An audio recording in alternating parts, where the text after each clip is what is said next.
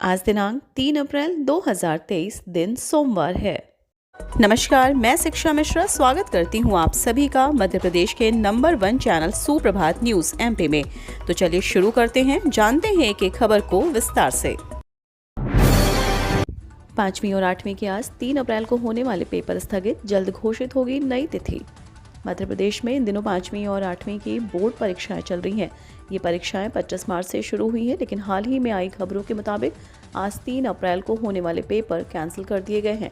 इस संबंध में संचालक राज्य शिक्षा केंद्र भोपाल की ओर से आदेश जारी किया गया है, जिसमें कल होने वाली 5वीं और 8वीं के गणित और संगीत के पेपर को स्थगित कर दिया गया है और आने वाले समय में इसकी आगामी तिथि घोषित कर दी जाएगी। इस बार 5वीं और 8वीं कक्षा के पेपर भी बोर्ड परीक्षाओं के तर्ज पर लिए जा रहे हैं। जिस तरह से 10वीं और 12वीं की एग्जाम परीक्षा केंद्र तैयार कर रहा है, वहां पर ली जाती है, ठीक उसी प्रकार इन विद्यार्थियों के एग्जाम भी लिए जा रहे हैं। आज 3 अप्रैल को गणित और संगीत का पेपर आखिरी एग्जाम था, जिसे कैंसिल कर दिया गया है। कर्मचारियों छात्रों के लिए अच्छी खबर, मिलेगा अवकाश का लाभ। जाने कितने दिन बंद रहेंगे कार्यालय, स्कूल और कॉलेज। मध्य प्रदेश के सरकारी कर्मचारियों और छात्रों के लिए अच्छी खबर है। राज्य सरकार ने महावीर जयंती पर अवकाश की घोषणा की है। इसके लिए सामान्य प्रशासन विभाग ने एक आंशिक संशोधन भी जारी किया है, जिसके तहत प्रदेश के सभी सरकारी कार्यालयों में महावीर जयंती के उपलक्ष्य में 4 अप्रैल के बजाय आज 3 अप्रैल को शासकीय अवकाश घोषित कर दिया गया है। इस दौरान शासकीय कार्यालय सहित स्कूल और कॉलेज बंद रहेंगे। सड़कों पर सफर करना हुआ महंगा, नई गाइडलाइन के तहत बढ़ा टोल टैक्स। मध्य प्रदेश के अंदर नई नियमावली और गाइडलाइन के चलते अब सड़कों पर आवागमन थोड़ा और महंगा होने जा रहा है। 1 अप्रैल से मध्य प्रदेश सड़क विकास निगम और राष्ट्रीय राजमार्ग प्राधिकरण के अंतर्गत आने वाली सड़कों पर टोल रेट में बढ़ोतरी की गई है। अब मध्य प्रदेश के अंदर एमपीआरडीसी और एनएचआई के सड़कों से गुजरना पहले की अपेक्षा अधिक महंगा हो गया है। राज्य और केंद्र के अधीन आने वाली सड़कों पर लगभग 5 से 7% तक टोल टैक्स में बढ़ोतरी की गई है, जिसका असर अब आम जनता की जेब पर पड़ने वाला है। चुनाव से पहले शिवराज सरकार का बड़ा फैसला, निगम मंडल बोर्ड में अध्यक्षों उपाध्यक्षों की नियुक्ति। चुनावी साल से पहले प्रदेश सरकार द्वारा बड़ा फैसला किया गया है। दरअसल सरकार द्वारा निगम मंडल और प्राधिकरण में राजनीतिक नियुक्तियां कर दी गई हैं। इसके साथ ही पदाधिकारियों को भी मजबूती दी गई है। मध्य प्रदेश सरकार द्वारा निगम मंडल और बोर्ड सहित आयोग और प्राधिकरण में अध्यक्षों को कैबिनेट मंत्री का दर्जा दिया गया। इसके साथ ही 4 उपाध्यक्ष भी नियुक्त किए गए हैं, जिन्हें राज्य मंत्री का दर्जा दिया गया है। सामान्य प्रशासन विभाग मध्य प्रदेश द्वारा इसके आदेश भी जारी कर दिए गए हैं। जारी आदेश के तहत राज्य शासन द्वारा निगम मंडल प्राधिकरण आयोग कमेटी बोर्ड के अध्यक्ष को राज्य के कैबिनेट मंत्री का दर्जा दिया गया है। अब तक 32 लाख आवेदन आए, 30 अप्रैल तक करें अप्लाई, जून में आएगी पहली किश्त। मुख्यमंत्री लाडली बहना योजना के फॉर्म भरने की प्रक्रिया लगातार जारी है। अब तक 32 लाख से ज़्यादा आवेदन प्राप्त हुए हैं। आवेदन की अंतिम तिथि 30 अप्रैल है। इसके बाद फाइनल सूची 31 मई को जारी की जाएगी और पात्र हितग्राहियों को खाते में राशि का अंतरण 10 जून को किया जाएगा। खास बात यह है कि सीएम शिवराज सिंह चौहान खुद इस पूरी योजना पर नजर बनाए हुए हैं। सीएम ने अधिकारियों को निर्देश दिए हैं कि सीमावर्ती जिले ध्यान रखें, बाहर के आवेदन ना आए। साथ ही कहा कि आगामी 10 जून से योजना में बहनों को राशि मिलना शुरू हो जाएगी। अप्रैल माह में प्रपत्र पूर्ति करवाने का कार्य पूरा नहीं हुआ तो इस तिथि को बढ़ाया भी जा सकता है। मध्य प्रदेश में नाम बदलने का सिलसिला जारी, अब इस नाम से जाना जाएगा नसरुल्लागंज। मध्य प्रदेश की शिवराज सरकार ने सीहोर जिले के नसरुल्लागंज का नाम बदलने का फैसला किया है। अब इस शहर को भैरुंदा के नाम से जाना जाएगा। प्रदेश सरकार ने इसको लेकर एक नोटिफिकेशन भी जारी किया है। दरअसल शिवराज सरकार ने नसरुल्लागंज का नाम बदलकर भैरुंदा करने का प्रस्ताव केंद्र सरकार को भेजा था। वहीं केंद्रीय गृह मंत्रालय से मंजूरी मिलने के बाद राज्य सरकार ने इसका नाम बदलने को लेकर नोटिफिकेशन जारी किया। अंचल में शुरू होगा भू विज्ञान पर्यटन, विरासत स्थल करेंगे विकसित।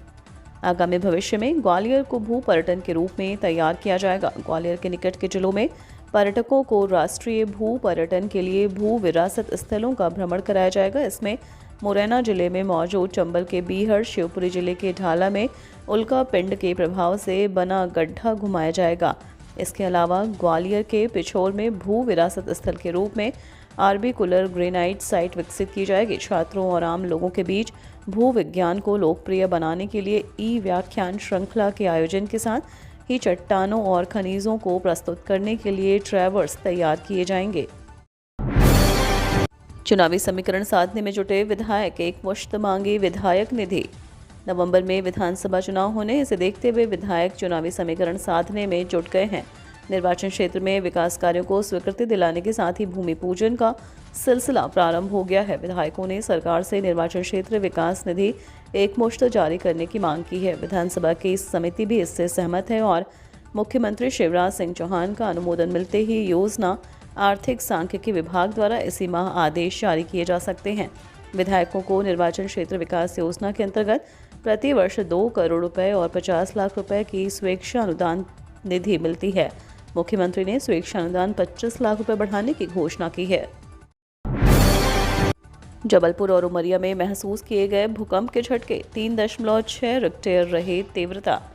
एक बार फिर मध्य प्रदेश में भूकंप के झटके महसूस किए गए। रविवार सुबह 11 बजे पचमढ़ी और जबलपुर संभाग में इसका असर देखने को मिला है। इस बात की जानकारी नेशनल सेंटर ऑफ सिस्मोलॉजी ने ट्वीट करके दी है। जबलपुर के कुंडम, चांदिया, पनागर और शाहपुरा के साथ उमरिया के कुछ इलाके भी प्रभावित हुए हैं। पचमढ़ी से 218 किलोमीटर दूर जमीन के करीब 23 किलोमीटर नीचे की गहराई में भूकंप का केंद्र बताया जा रहा है।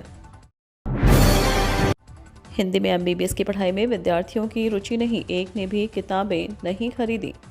हिंदी माध्यम से पढ़ाई करने वाले विद्यार्थियों की सहूलियत के लिए प्रदेश में MBBS प्रथम वर्ष की किताबें तैयार की गई हैं। प्रदेश सरकार इसे अपनी बड़ी उपलब्धि मान रही है, लेकिन विद्यार्थियों की रुचि हिंदी किताबें पढ़ने में नहीं है। इसका अनुमान इसी बात से लगाया जा सकता है कि प्रकाशक की अभी तक एक भी पुस्तक नहीं बिकी। ऐसे में अब सरकार ने उससे 800 पुस्तकें खरीदी हैं। मुख्यमंत्री शिवराज सिंह चौहान जल्द ही GMC में विद्यार्थियों को यह पुस्तकें वितरित करेंगे। कमलनाथ ने क्या कहा? भाजपा ने ले रखा भगवा का ठेका, हम धर्म को राजनीति मंच पर नहीं लाते। प्रदेश कांग्रेस कार्यालय में रविवार को आयोजित धर्म संवाद में प्रदेश कांग्रेस अध्यक्ष कमलनाथ ने कहा कि भगवा का ठेका क्या भाजपा ने ले रखा है? जब हम मंदिर जाते हैं, पूजा करते हैं तो भाजपा को दर्द होता है। क्या भाजपा ने हिंदू धर्म का ठेका ले रखा है? मैं गर्व से कहता हूँ कि मैं हिंदू हूँ, बेवकूफ़ नहीं। भाजपा और कांग्रेस में अंतर बताते हुए उन्होंने कहा कि हमारे लिए धर्म हमारी भावनाओं, आत्मा से जुड़ा है, राजनीति से नहीं। हम धर्म को राजनीतिक मंच पर नहीं लाते, धर्म के आधार पर राजनीति नहीं करना चाहते। हम चाहते हैं कि राम मंदिर बने, पर राम मंदिर को आप चुनावी बिंदु बनाओगे, ये हम नहीं चाहते हैं। युवा हुए हेल्थ कॉन्शियस, करा रहे फुल बॉडी चेकअप। कोविड के बाद लोग हेल्थ कॉन्शियस हुए हैं, इसलिए सुबह शाम की सैर के साथ लोग मोटा अनाज अपने आहार में शामिल कर रहे हैं, जिससे उनकी रोग प्रतिरोधक क्षमता बढ़े और बीमारियों से बचाव हो सके। इतना ही नहीं, वे स्वयं को स्वस्थ रखने के लिए मौका पड़ने पर जांचें भी करा रहे हैं। इन जांचों में ब्लड प्रेशर से लेकर गंभीर बीमारियां तक शामिल हैं। चिकित्सकों का कहना है कि स्पर्धा भरी जिंदगी में बीमारियों का दायरा भी बढ़ रहा है, इसलिए एक स्वस्थ व्यक्ति को रूटीन चेकअप कराना चाहिए। हालांकि इस दिशा में शहर के कुछ परिवारों ने अपने कदम बढ़ा दिए हैं। राकेश शर्मा को मिला 15वां पंडित बृजलाल द्विवेदी साहित्यिक पत्रकारिता सम्मान। देश के प्रतिष्ठित साहित्यिक पत्रिका वीड़ा के संपादक राकेश शर्मा को मीडिया विमर्श परिवार द्वारा रविवार को इंदौर प्रेस क्लब में आयोजित सम्मान समारोह में 15वें पंडित बृजलाल द्विवेदी स्मृति अखिल भारतीय साहित्यिक पत्रकारिता सम्मान से सम्मानित किया गया। इस अवसर पर समारोह के मुख्य अतिथि प्रख्यात साहित्यकार गिरीश पंकज ने कहा कि संपादक के पास सम्यक दृष्टि होनी चाहिए जो मोती चुने, लेकिन आज मोती चुनने वाले संपादक कम होते जा रहे हैं। वीड़ा के संपादक राकेश शर्मा उसी हंस दृष्टि के संपादक हैं। केंद्र सरकार का एक फैसला और, राशन कार्ड वालों की बल्ले बल्ले। राशन कार्ड के तहत खाने का सामान लेने वालों के लिए राहत की खबर है। एक तरफ सरकार ने फ्री राशन की अवधि दिसंबर तक के लिए बढ़ा दी है। मोदी सरकार की one nation one ration card योजना पूरे देश में लागू हो गई है, जिसके बाद सभी दुकानों पर online electronic point of sale यानी POS डिवाइस को ज़रूरी कर दिया गया है। सबसे खास बात है कि सरकार के इस फैसले का अब असर भी दिख रहा है।